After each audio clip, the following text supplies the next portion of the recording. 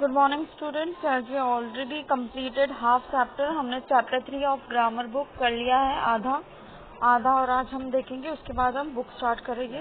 ठीक है, तो we have already studied articles. हमने आर्टिकल्स देखे हैं, 2 टाइप्स के होते हैं, डेफिनेट आर्टिकल और इनडेफिनेट आर्टिकल। ए और एन क्या है? Indefinite article. और द क्या है? Definite article. अब ये क्यों है? डेफिनेट आर्टिकल हम तब यूज करते हैं जो कि द है, जब हम ऑलरेडी किसी चीज के बारे में पहले बता चुके हैं। और इनडेफिनेट आर्टिकल जो कि ए और एन हम कब यूज करते हैं? जब हम पहली बार कोई चीज बोल रहे हैं। ओके, और इसके स्पेसिफिक रूल्स भी हैं जो कि आगे हमने देखे हैं अच्छे से। आप एक बार रिवाइज करेंगे तो आपको क्लियरली समझ आएगा। So this is our exercise. Salma has made a diary entry about how she spent her Saturday. ये इम्पोर्टेंट है जस्ट बिकॉज इसमें डायरी एंट्री है। ये आपको अच्छे से लर्न करना होगा, मतलब देखना होगा कि इसको लिखते कैसे हैं। आप लोगों ने पहले भी बहुत सारी डायरी एंट्रीज लिखी हैं, है ना? बट आप लोग क्या लिखते थे? अपने हिसाब से कुछ भी, I am, I will, I am, like this. तो ये इस हिसाब से हम लिखते हैं diary entry. Okay, she was not sure about the articles, help her filling the correct articles. तो उसको आर्टिकल फिल करने में हेल्प करेंगे। I woke up late today. I had a headache. Mommy said it was because I had overslept. I was feeling miserable. What a way to start a holiday. I had a bath and immediately felt better. After breakfast, I sat down to do my homework. I had to do only maths today. No other homework. What fun. Mathematics is my favorite subject. I want to be a mathematician when I grow up. I quickly had the sums I got as homework and did 10 extra ones too because I was enjoying myself. So इसने 10 extra भी किए homework के बाद। कभी आपने किए? Soon it was lunch time. Mommy said she would take me to children's park after lunch. Whoopee! I love children's park. The slides are great fun. Since it was Saturday, there would be a play and a magic show in the evening, as you can see here. We left for the park. It was a bright sunny day perfect for an outing to the park. I enjoyed myself. Mommy bought me a chocolate ice cream on our way back. We had dinner at home. Papa had made a masala dosa, my favorite. He made it just the way I like it. What a perfect day it had turned to be after all. Okay, so ये articles हमने fill किए हैं. So the evening, a mathematician, an outing. Okay. Now this sentence about Bannerghatta National Park were written by Kokila as a part of English assignment. She has not used the articles correctly. Rewrite the sentence. तो उसने बैनरघाटा national park के बारे में लिखा है, but उसने सही article use नहीं किए। तो मैंने क्या किया, इधर कट करके और ऊपर लिख रखा है। आपको ऐसे करेक्ट सेंटेंस लिखना है। Okay, for example, the Bannerghatta national park is one of a last remaining thorn forest of a country. So ये क्या है? वन है, यूनिक है, तो द आना चाहिए, बट इधर क्या है? ए, तो ये गलत है। तो क्या है सही? The Bannerghatta national park is one of the last remaining thorn forest of the country. Like this, we have written it is considered to be the one of the preferred habitats of Asian elephants. आप ऐसे note down करेंगे, ठीक है? अब हम देखेंगे, हमने देखा था पिछली बार भी 6th क्लास में कि हम कहीं कहीं आर्टिकल यूज भी नहीं करते, हम क्रॉस लगाते हैं। तो क्रॉस कहाँ लगाते हैं या नो आर्टिकल कहाँ लिखते हैं वो हम देखेंगे।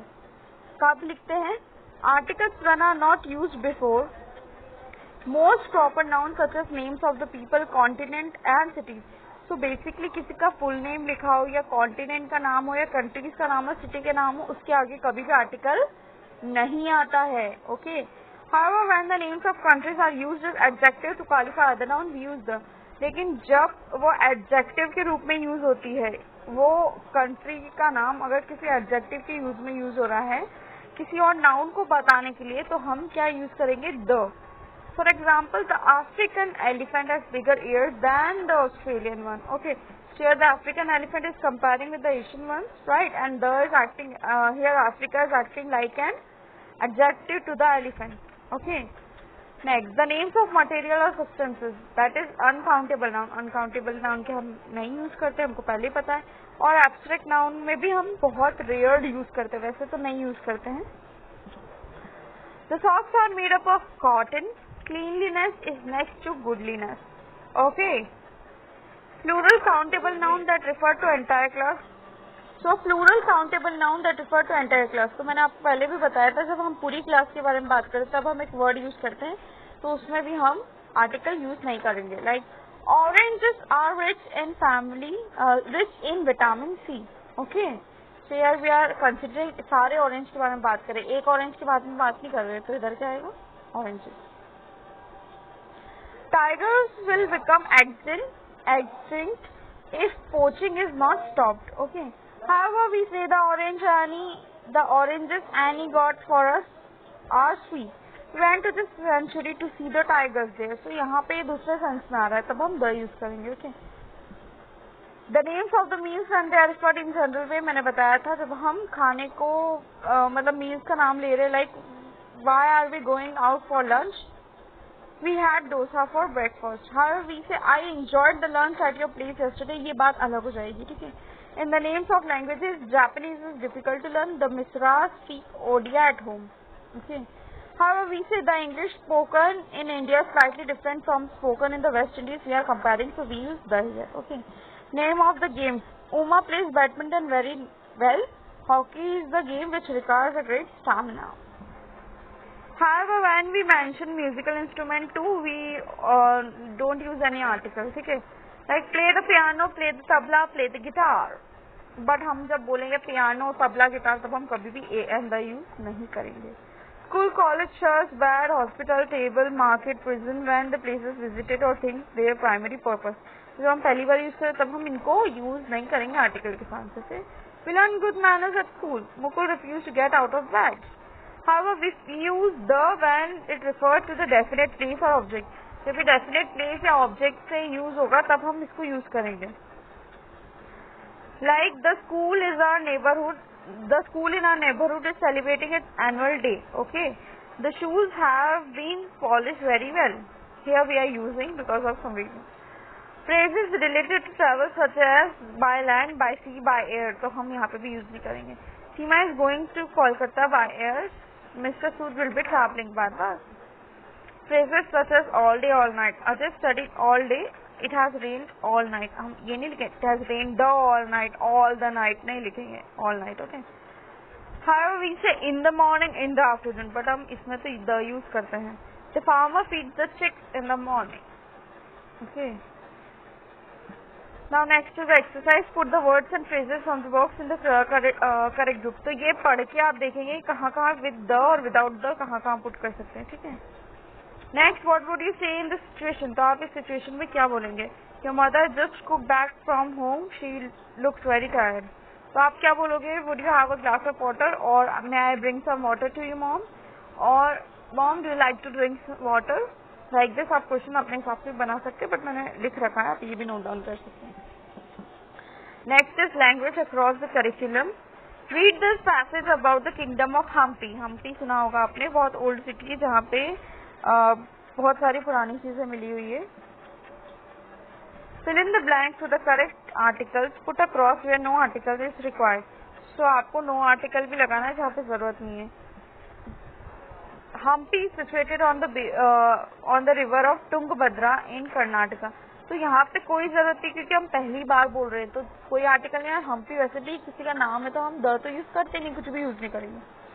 It was the capital of mighty Vijayanagar empire. तो ऑलरेडी हम किसके बारे में बात करें? हम्पी के बारे में ऑलरेडी बोल चुके हैं, इसलिए हम इधर यूज करेंगे. It was chosen as the capital because of its strategic location. Hampi had the Tungabhadra river on the side and was surrounded by cliffs on the other three sides. A Persian traveler, Abdul Razak, has described in detail.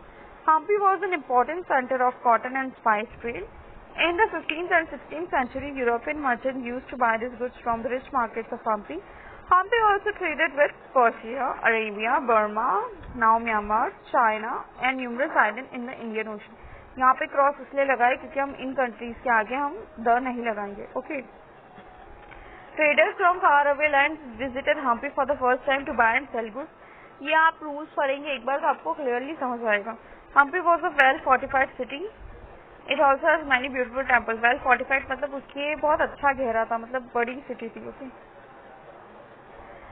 The rulers use money to build the from trade to build the temples. Archaeologists have found a platform popularly called as Mahanavami Dibba, perhaps where the king and his family watched dance and musical performance.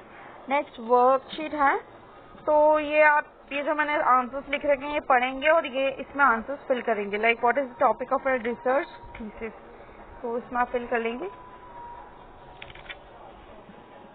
The next is rearrange set of work to make correct question. तो आपको इनको rearrange करके लिखना है ताकि सही question बन पाए।